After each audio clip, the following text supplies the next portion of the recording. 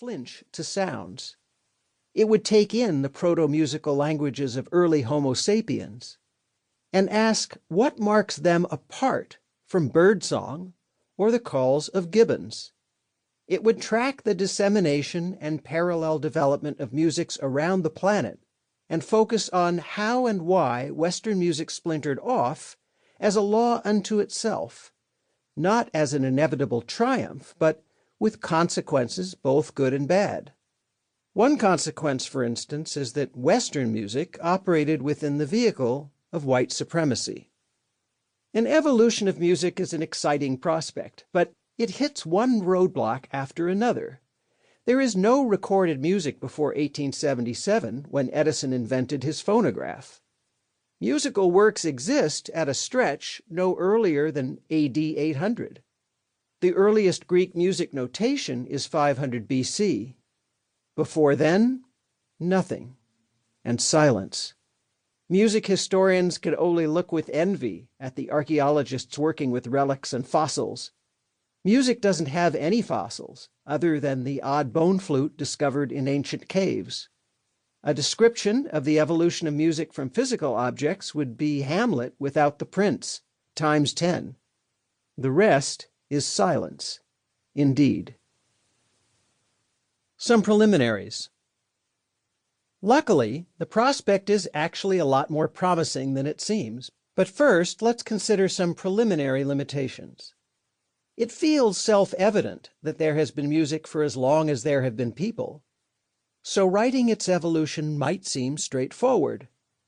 The elephant, or woolly mammoth, in the room is that for nearly the entirety of its existence, we have no idea what music sounded like.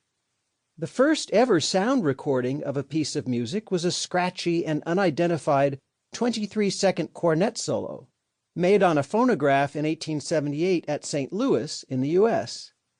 Before then, we have to make do with signs on paper called scores. We like to pretend that we agree how to reproduce these signs into sounds, but the reality is that performance practice is built on a rickety edifice of conventions. The institutions that are Radio 3's Record Review or Building a Library are founded on the assumptions that no two versions of a work sound alike. Performance practice is always changing. The liberties opera singers took in the early 20th century, such as portamento, make us laugh today. Portamento is when the singer slides from note to note like a trombone. If you line up recordings of Tchaikovsky's Pathetique Symphony from Sergei Koussevitzky in 1930 to Sir Simon Rattle today, then they are getting faster. Tchaikovsky is getting faster. The choirs at St. John's and King's College in Cambridge pride themselves on having unique sounds, shaped in part by the distinctive acoustics of the two chapels.